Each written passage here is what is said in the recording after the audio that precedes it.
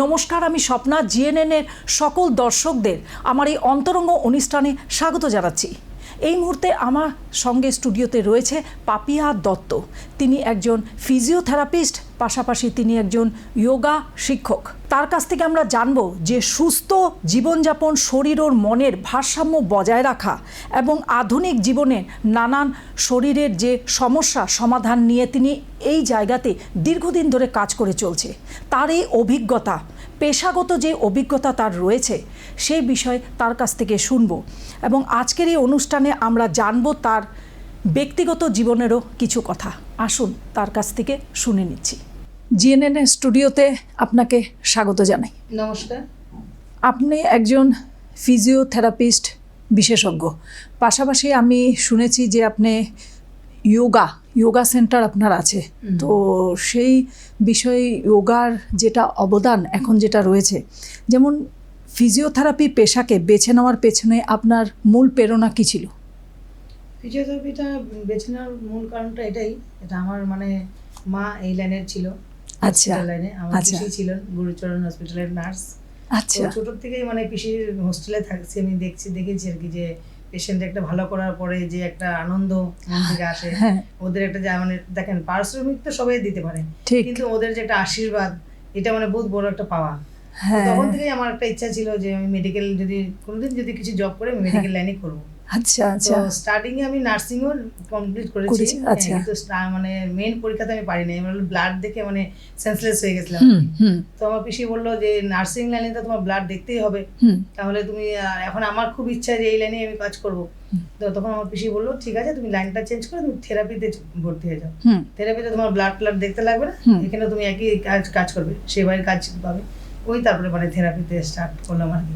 খুব সুন্দর। আর এই জায়গাতে আমি আপনার বিষয়ে যেটা শুনেছি যে আপনি খুব সুষ্ঠুভাবে জায়গাটাকে খুব মেনটেন করে কাজ করছেন।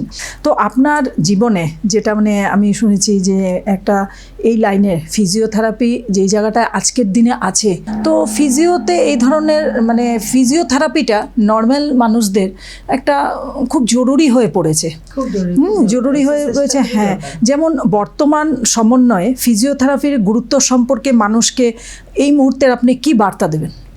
এই মুহূর্তে আমি এটাই বলবো, মেডিসিন থেকেও ফিজিক্যাল এক্সারসাইজটা খুব বেশি দরকার হয়ে গেছে। আমাদের যেরকম হাইব্রিড খাচ্ছি আমরা, মেডিসিন থেকে কিছু রিঅ্যাকশন হচ্ছে আমাদের, এই ধরনের থেকে আমাদের বাঁচার জন্য অনলি ফর এক্সারসাইজটা আমাদের খুবই দরকার। এটার হলে পরে পরবর্তীতে মানুষ সুস্থ থাকতে পারবে যেটা। আর আমি শুনেছি আপনি ফিজিওথেরাপিস্টের সঙ্গে যোগা করা না, যোগা সেন্টার আপনার আছে বলে। ফিজিওথেরাপিস্টের সঙ্গে যোগাটা আসতে লাগবে না, আমাদের প্র্যাকটিক্যাল এক্সারসাইজ কিছু আছে, এগুলো করাতে লাগে। আচ্ছা, ওটার জন্য যোগাটা শিখতেই লাগবে। আচ্ছা, তো আপনার জীবনে যে যোগার ভূমিকা কতটা গুরুত্বপূর্ণ বলে আপনি ভাবেন? যোগার এটা খুবই দরকার, খুবই গুরুত্বপূর্ণ। যোগাটাই মাস্ট। এখন সব পেশেন্ট তো দেখেন, সব পেশেন্টকে যোগা করানো যায় না। যেরকম আপনার প্যারালাইসিস পেশেন্ট আছে, স্ট্রোক পেশেন্ট আছে, ওদেরকে তো ওই থেরাপিটা দিতে লাগবে। তো আমি দেখলাম যে এখানের মধ্যে যেরকম ছোট ছোট বাচ্চারা আছে, যেটা ফোর্সে বাচ্চা জন্ম হয়, ওদেরকে যোগাটা দিতে লাগে। ওই জন্য দুইটাই একসঙ্গে শেখা আর কি। যোগাটা মাস্ট ইম্পর্টেন্ট। খুব ভালো চিন্তা করেছেন যে যোগা কিভাবে একজন মানুষকে জীবনযাত্রার ইতিবাচক পরিবর্তন এনে দিতে পারে। যোগাটা দেখেন, আমি কি বলবো, যোগাটার থেকে এরকম বড় বড় কেস ভালো হয়েছে, নিজের চোখে দেখা বা নিজের করা। ক্যান্সার পেশেন্টই হোক, টিবি পেশেন্টই হোক, আরো প্যারালাইসিস পেশেন্টই হোক, এরকম পেয়েছি যে একদম ডক্টর বলেছে যে লাইফ টাইমের জন্য প্যারালাইসিস, ওঠার কোনো চান্স নেই। একমাত্র যোগাই এটা পারছে আর কি, যে পেশেন্টটাকে পুরো সুস্থ করে আজকের দিনে পুরো অ্যাক্টিভ পেশেন্ট। হ্যাঁ, তো সেটা সকল দর্শকরা এটাই জানতে চাবে যে একটা ফিজিওথেরাপিস্টের সঙ্গে যোগাটা খুব জরুরি। আর এই যোগার মাধ্যমে যে শরীরকে সচেতন, আর আমরা সবাই শরীর নিয়ে সজাগ রয়েছি। তো পাশাপাশি উনি বললেন যে ফিজিওথেরাপিস্টের সঙ্গে যোগাটা খুব অটুট একটা সম্পর্ক রয়েছে। তো সেই বিষয়ে আমরা ওনার কাছ থেকে আরও জানবো। তো যেটা নাকি নতুন প্রজন্ম, ওদের জন্য যোগা শুরু করার ক্ষেত্রে আপনি ওদেরকে বিশেষ কি পরামর্শ দেবেন? এখন দেখেন, নতুন যারা থেরাপিস্ট আসছে, শুধু ওরা টেকনোলজি নিয়ে কাজ করছে, ঠিক আছে, শুধু যেমন কারেন্টের মেশিন দিয়ে, এইটাই বলছি। কিন্তু এইটার থেকে মাস্ট বেটার হলো যোগা। যেমন আমাদের আসামে যেমন এই জিনিসটা বেশি চলছে যে কারেন্টের থেরাপি, কিন্তু আপনি বাইরে যান, চেন্নাই বলেন, হায়দ্রাবাদ বলেন, শুধু ওরা বলে ন্যাচারাল থেরাপি कीजिए। ন্যাচারাল থেরাপিতে এত ইমপ্রুভমেন্ট আছে যেটা নাকি কারেন্টের তে কিছুই পাবেন না। কারেন্টের জন্য আমাদের কাছে আসে অনেক মানে রিপ্রেজেন্টেটিভরা আসে, বলে কারেন্টের মেশিন এটা ইউজ করে, ওরা নিজেরা ডেমো দিতে চায় না। अच्छा, রিসেন্ট একটা রিপ্রেজেন্টেটিভ আসছিল আর কি আমার সাথে, বললো ম্যাম ये মেশিন बहुत अच्छा है, ऐसे ऐसे पेशेंट 15 दिन में ठीक हो जाएगा। তারপরে বললাম আমি ঠিক আছে, তুমি একটা কাজ করো, আমাকে ডেমো দেখাও তো একটু। ওর লগ দাঁড়িয়ে বলে না না ডেমো দেখাতে পারবো না। আমি বলছি কেন? তুমি তো বলছো ওই পেশেন্ট তাড়াতাড়ি সুস্থ হয়ে যায়, তুমি নিজে তোমার শরীরে লাগাই বলে। তখন আমাকে বলে না ম্যাডাম আপনারা তো জানেনই ন্যাচারালি হয় এই যে হ্যাঁ ওই যে আমি বললাম আর কি, যারা এখন আমার মেয়েকেও এই লাইনে দিয়েছি, তো বলি যে ন্যাচারালটাতে বেশি ইউজ করো। রাইট, এখন মানে বেশি মানে কারেন্টের মেশিন ইউজ করে বা স্যাররা ওরকমই শেখায়। আমাদের সময় যেরকম স্যাররা ন্যাচারালি বেশি মানে ইয়োগাতে বেশি গুরুত্ব দিয়েছিল। ওইটাই বলবো আগে সবাই ইয়োগা শিখো, রাইট, ইয়োগা শিখো, ইয়োগাতে পেশেন্টকে ভালো করার চেষ্টা করো। তারপরে কিছু কিছু কেস আছে যেমন টেকনোলজি লাগে না কিছু ইনস্ট্রুমেন্ট লাগে, ওটা ইউজ করো ঠিক আছে, কিন্তু ইয়োগাটা মাস্ট। আর যেটা হাত দিয়ে যে কাজটাকে ঠিক করা যাচ্ছে সেটা মেশিনে করা সম্ভব। আমার মেয়ে বলে অনেক সময় আসে আমার ঘরে, আমার সঙ্গে আলাপ করে, মা মেশিন দিয়েছি পেশেন্টটা তো ভালো পাচ্ছে না, আচ্ছা না তুমি এটার সঙ্গে এক্সারসাইজ দাও। যখন এক্সারসাইজ দেয় তখন বলে হ্যাঁ আজকে তো খুব আরাম পেয়েছি, পেশেন্টটা খুশি হয়, আনন্দ পায়, তখন এটার মনে একটা আনন্দই আলাদা। ঠিক কথা, এটা তো খুব সুন্দর কথা। ন্যাচারালটা থেকে বেশি মানে ফোকাস করতে হয়, যেটা নাকি আপনি সুস্থ সমাজ গঠনের একজন ফিজিওথেরাপিস্ট আর যোগা প্রশিক্ষণের ভূমিকায় কতটা গুরুত্বপূর্ণ এই বিষয়টা আপনি বুঝিয়ে দিলেন, যে যোগাটার সঙ্গে রিলেটেড হলে পরে মানুষ সুস্থ খুব তাড়াতাড়ি হয়। যে মহিলাদের স্বাস্থ্য নিয়ে আজকে অনেক আগের যেমন আমাদের মা মাসিদের দেখে আসছি যে ওদের স্বাস্থ্য নিয়ে খুব সচেতন না, তো আজকের দিনে যেমন সব মহিলারাই জব করছে, তো সেই জায়গাটায় আমি একটা কথা আপনার কাছে জানতে যাব যে মহিলাদের স্বাস্থ্য সচেতন নিয়ে আপনি কি ধরনের কাজ করতে চান, ফিজিওথেরাপি, যোগা, ওদেরকে কি বলতে চান আপনি? আমি বলতে চাই মহিলাদের জন্য এক্সারসাইজটা করা খুবই দরকার। যোগাটা আপনারা যদি কোনো চেম্বারে গিয়ে বা কোনো স্টুডিওতে যদি না পারেন, নিজেরা ঘরেই করেন। এক্সারসাইজটা মানে মাস্ট ইম্পর্টেন্ট, বিশেষ করে মহিলাদের জন্য বেশি, কারণ মহিলাদের অনেক ধরনের প্রবলেম আছে, পিরিয়ডের প্রবলেম আছে, তারপরে অনেক ধরনের প্রবলেম, এই জন্য মানে যোগাটা করলে সুস্থ থাকবে আর কি। এখন প্রায় মেয়েকে দেখেন ফ্যাট হয়ে যাচ্ছে, হ্যাঁ প্রায় এখন এইসব হচ্ছে আমাদের সব হাইব্রিড খাওয়ার জন্য। আমরা প্র্যাকটিক্যাল আগের দিনে আমাদের মা মাসিরা যেরকম ঘরোয়া কাজ অনেক করেছে, এখন তো সব মেশিনালি হয়ে গেছে, আমরা ওইভাবে প্র্যাকটিক্যাল কাজ করছি না। ওইটাকে মেকআপ করার জন্য যোগাটা ওটা নেওয়া, আর ওইটা মহিলাদের জন্য খুব জরুরি হয়ে পড়েছে।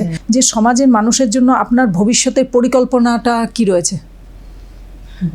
এটা পরিকল্পনা তো কি মানে এটাই বলবো আর কি, যে সবাই সুস্থ থাকবে, ভালো থাকবে, আর এই যোগাটা মাস্ট সবাই যোগাটা মানে আপনি এটাই বলতে চাচ্ছেন যে সবাই সুস্থ থাকার জন্য যোগা মাস্ট বি, যে সেটা হলে পরে সবাই থাকবে। তো ঠিক আছে, আপনার কাছ থেকে আমি ফিজিও যোগার বিষয়ে অনেক কিছু জানলাম, কিন্তু তার মাঝখানে আমি একটু ব্যক্তিগত কথা আপনাকে জিজ্ঞাসা করব, যেটা ব্যক্তিগত ভবিষ্যতের পরিকল্পনা রয়েছে, যেই জায়গাটা আজকে সাফল্য পেয়েছেন এর পেছনে সেটা আপনি কাকে বলবেন যে তার জন্য আজকে আপনি এই জায়গাটা পেয়েছেন? বলবো দুজন মানুষের কথাই। প্রথম তোমার মা, আমার মাকে দেখে আমি শিখেছি যে একটা পেশেন্টকে কিভাবে সুস্থ করতে লাগে, একটা পেশেন্টকে সুস্থ করার পরে যে একটা ওনার একটা আশীর্বাদ হোক, এসব মানে কিভাবে পায় এটা মার থেকে দেখেছি, শিখেছি। আর সেকেন্ডলি আমার হাজবেন্ডের কথা বলবো, হাজবেন্ড অনেক আমাকে সাপোর্ট করেছে, যেহেতু ও এই লাইনেই মেডিকেল লাইনেই আছে, তো ও আমাকে অনেক সাপোর্ট করে। ও বলছে যে দেখো পয়সার জন্য কোনো সময় কাজ করবে না, পেশেন্টকে আগে ভালো করো। আর আমারও যখন আমি একটা পেশেন্ট, আমার ফার্স্ট লাইফের কথা বলছি, মানে ট্রেনিং এর পরে আর কি, একটা পেশেন্ট আমাকে মানে খুব ফলো করতো আর কি, পাশে আমি থেরাপি করতে যেতাম, তো উনি সেকেন্ড ফ্লোর থেকে আমাকে দেখতো, তো দেখে দেখে প্রায় সপ্তাহ 10 দিন দেখেছে। তো জাস্ট ওই পেশেন্টটাকে আমি ছাড়বো ওরকম টাইমে উনি একদিন ডাকলো আমাকে, ডেকে বললো যে তুমি এরকম ফিজিও করাতে আসো। আমি বললাম হ্যাঁ। তো নামটা আমি জিজ্ঞেস করলো, কোথা থেকে কোর্স কি জিজ্ঞেস করলো, করার পরে বললো যে আমার এরকম একটা স্পন্ডালাইসিসের প্রবলেম আছে, হাতটা আমার রাইট হাতটা মানে কোনো কাজ করে না, যেমন ঘরে চিটকানি লাগানো বা মাথা আঁচড়ানো এগুলা কিছু কাজ করে না। তো তখন আমার মাস ওই মানে পেশেন্ট আমার ফার্স্ট আর কি, ওই কাজটা আমি করিনি আর কি ট্রেনিং এর পরে। আচ্ছা, মানে আপনি পেএলএস করেছি কিন্তু এই কেসটা করিনি। তো আমার একটু নার্ভাস ফিল হচ্ছিল। তো পেশেন্টটা বললো যে আমার 30 বছর হয়ে গেছে কিন্তু এই প্রবলেমটা, অনেক ডাক্তার দেখেছি, অনেক ইঞ্জেকশন নিয়েছি, কিন্তু মানে সাময়িক কিছু জন্য মানে পার্মানেন্টলি ঠিক হচ্ছে না। তা তা আমি বললাম যে আপনি তো অনেক ট্রিটমেন্ট করেছেন, তো আমিও নতুনই, মিথ্যা কথা বলবো না, আমিও নতুন আসছি, নতুন জাস্ট ট্রেনিং শিখে বের হয়েছি, তো আমার এই জন্য এই কেসটা একদম নতুন। তো আপনি যদি চান আমাকে সুযোগ দেন, আমি 10 থেকে 12 দিন টাইম দিচ্ছি, যদি 10 দিন 12 দিনের মধ্যে ইমপ্রুভমেন্ট আনতে পারি তাহলে আমি করবো, নাহলে আমি নিজেই ছেড়ে দেবো বা আপনিও আমাকে ছেড়ে দেবেন। তো উনি বললো ঠিক আছে, এত তো কিছু তো করলাম, ঠিক আছে লাস্ট একটা ট্রাই করে দেখি। তো এই বলে স্টার্ট করলাম। ঠিক 6-7 দিন পরে আমাকে একদিন রাত্রে 9টার সময় উনি ফোন করলো।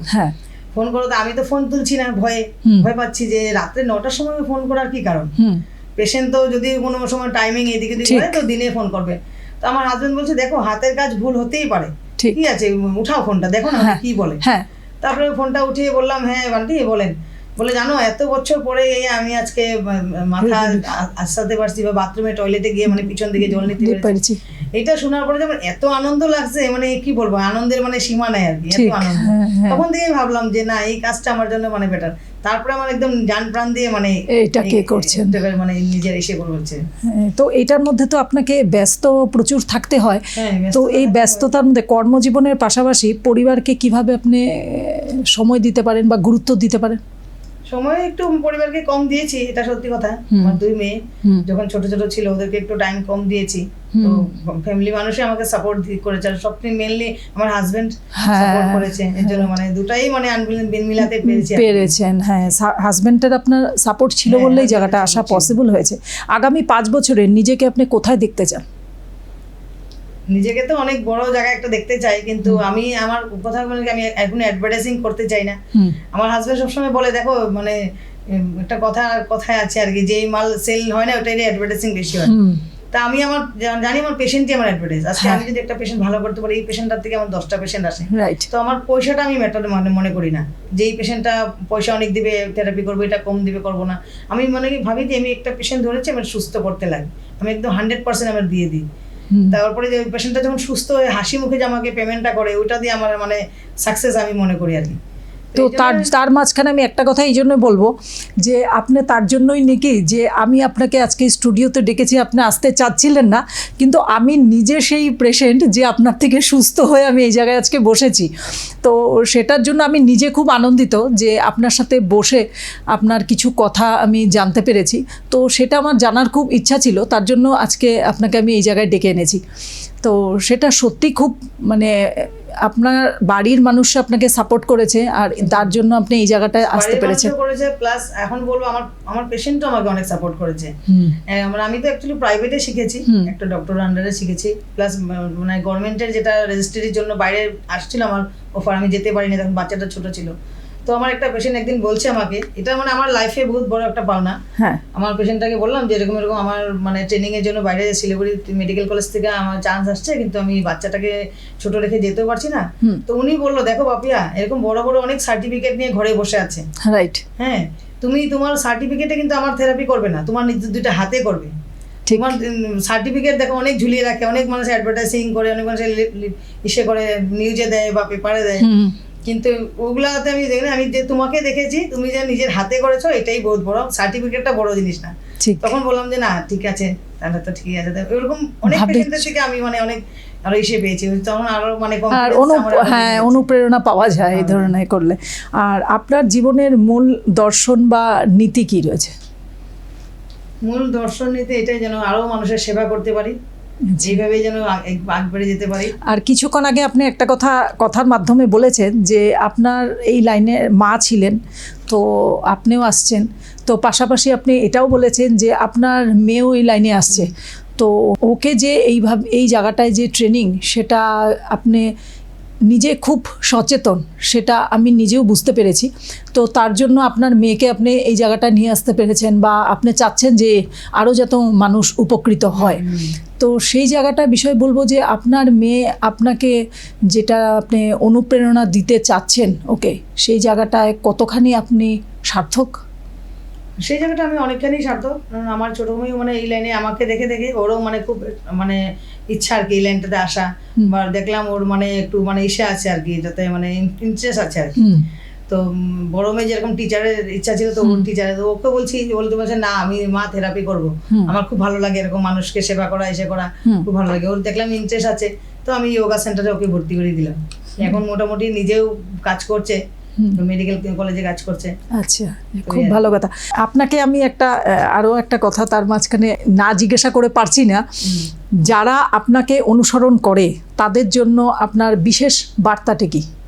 তাদের জন্য বিশেষ বার্তাটা আমার এটাই, তাদেরকে বলবো যে কাজটা ওরা করছে আরো ভালো মতন যেন করে, মানে কাজটাতে যেন পয়সার দিকে না তাকিয়ে একটা পেশেন্ট সুস্থ করার জন্য, চিকিৎসা করার জন্য মন দিয়ে যেন তারা কাজটা করে। একটা সময় দেখবেন যখন কোনো পেশেন্ট ভালো করতে পারবেন, তখন খুব এটা একটা জায়গায় খুব আনন্দ আসবো। এটার আনন্দটা মানে পয়সা দিয়েও কিনা যাবে না, এত বড় আনন্দ এটা।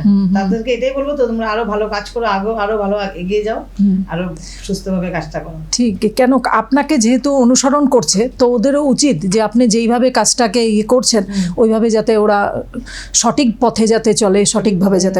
হ্যাঁ, খুব সুন্দর কথা বলেছেন।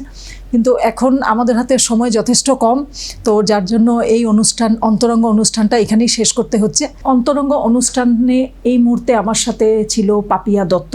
তো তার সাথে কথা বললাম এবং ওনার কাছ থেকে অনেক কিছু জানতে পারলাম।